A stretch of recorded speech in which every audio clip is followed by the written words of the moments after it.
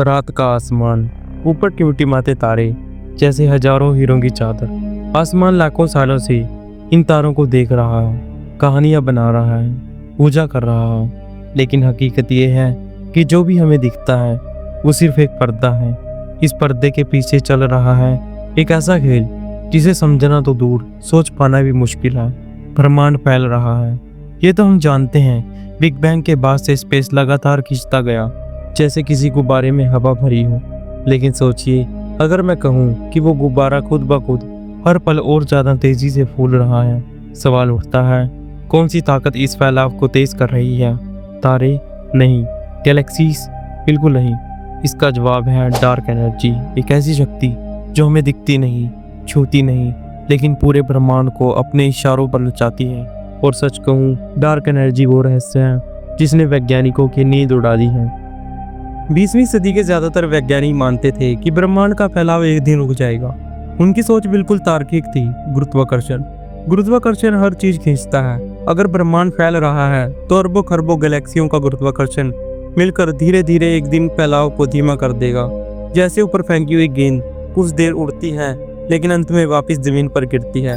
वैज्ञानिकों को यकीन था कि यही ब्रह्मांड का हाल होगा, लेकिन असली झटका आया 1998 में। उस साल दो अलग अलग टीमें, एक हार्वर्ड और बर्कली, एक प्रोजेक्ट पर काम कर रही थी। उनका मकसद था ब्रह्मांड के फैलाव की गति को मापना।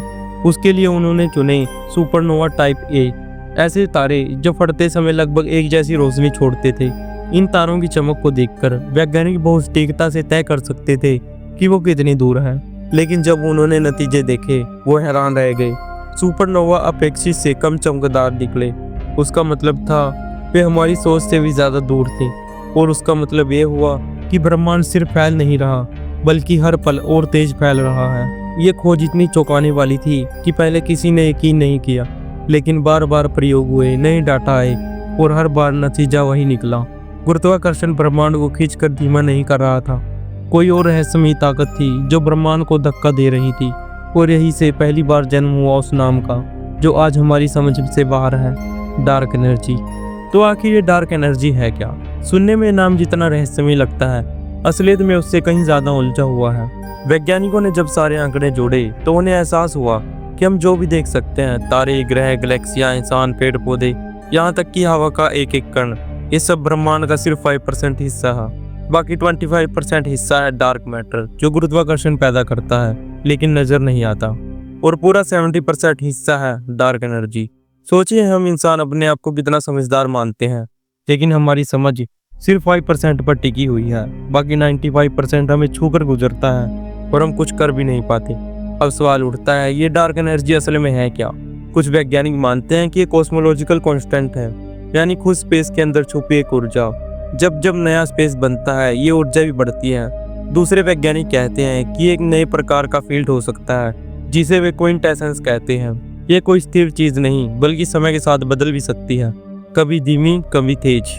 और फिर तीसरी संभावना है कि शायद हम सब कुछ गलत समझ रहे हैं। शायद गुरुत्वाकर्षण का हमारा गणित ही अधूरा है, यानी जो ताकत हमें डार्क एनर्जी लग रही वो दरअसल गुरुत्वाकर्षण की नई शक्ल हो सकती है। सच ये है कि हम अभी तक नहीं जानते, लेकिन एक बात पक्की है, बिना डार्क एनर्जी के ब्रह्मांड के फैलने की ये कहानी अभी पूरी नहीं हो सकती। जरा सोचिए, अगर ये रहस्यमय डार्क एनर्जी हमेशा ऐसे ही काम करती रही तो आगे क्या होगा? वैज्ञानिकों ने इसके संभावित अंजाम सोचे हैं। हर एक अंजाम एक कॉस्मिक कहानी है, जिसमें हमारा अस्तित्व शामिल है। पहला, द बिग फ्रीज।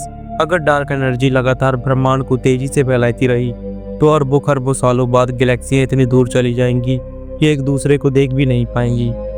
हमारे जैसे सितारे जल जल कर खत्म हो जाएंगे, नए सितारे बनना बंद हो जाएंगे और धीरे धीरे ब्रह्मांड ठंडा और अंधकारमय हो जाएगा। एक ऐसा ठंडा रेगिस्तान जहाँ ना रोशनी होगी, ना गर्मी, ना खामोशी। दूसरा, द बिग रीप। अगर डार्क एनर्जी की ताकत वक्त के साथ बढ़ती गई तो एक ऐसा दिन आएगा जब ये गैलेक्सीज एक दूसरे को फाड़ देंगी।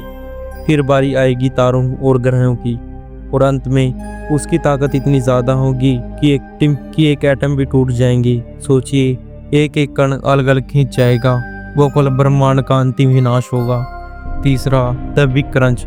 कुछ वैज्ञानिक ये मानते हैं कि शायद डार्क एनर्जी हमेशा मौजूद ना रहे। अगर ये अचानक कमजोर पड़ जाए तो ब्रह्मांड का फैलना रुक जाएगा और उल्टा होने लगेगा। गैलेक्सी फिर से पास आने लगेंगी और एक दिन सब कुछ एक बिंदु में सिमट जाएगा, जैसे ब्रह्मांड का रिवर्स बिग बैंग। और चौथा, द बिग बाउंस। एक और दिलचस्प विचार है जो हो सकता है कि ब्रह्मांड फैलता सिकुड़ता बार बार जन्म लेता हो।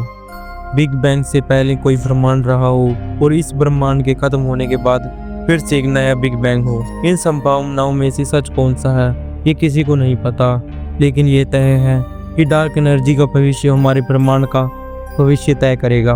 अब जरा सोचिए, हम इंसान अपनी पूरी सभ्यता, अपने विज्ञान, अपनी तकनीक पर इतना गर्व करते हैं। हम चांद पर जा चुके हैं, मंगल पर रोवर भेज चुके हैं, गैलेक्सीज के नक्शे बना चुके हैं, लेकिन फिर भी ब्रह्मांड का 95% हिस्सा हमें समझ नहीं आता। डार्क मैटर और डार्क एनर्जी, ये दोनों ऐसे रहस्य हैं जो हमारी आंखों से ओझल है, लेकिन हमारी पूरी सच्चाई इन्हीं पर टिकी है। ये ऐसा ही है जैसे आप एक किताब पढ़ रहे हो, लेकिन उसके 10 पन्नों में से सिर्फ आधा पन्ना ही समझ पा रहे हो, बाकी सब खाली धुंध में छुपा हो। डार्क एनर्जी वही धुंध था जो हमें दिखती नहीं, सुनाई नहीं देती, लेकिन उसी वजह से तारे जल रही हैं, गैलेक्सियां भाग रही हैं और ब्रह्मांड जिंदा है। और शायद यही विज्ञान की खूबसूरती है, जितना हम जवाब ढूंढते हैं उतने नए सवाल आ जाते हैं। कौन जाने आने वाले कुछ सालों में या कुछ हजार सालों में हमारी सभ्यता डार्क एनर्जी का राज खोल पाए। और शायद उसी दिन हमें पता चले कि इस ब्रह्मांड का अंजाम क्या होने वाला है। तब तक जब भी रात के अंधेरे में तारे को देखो, याद रखिएगा वो काला खालीपन खाली नहीं है, उसी में छुपा है ब्रह्मांड का सबसे गहरा रहस्य, डार्क एनर्जी।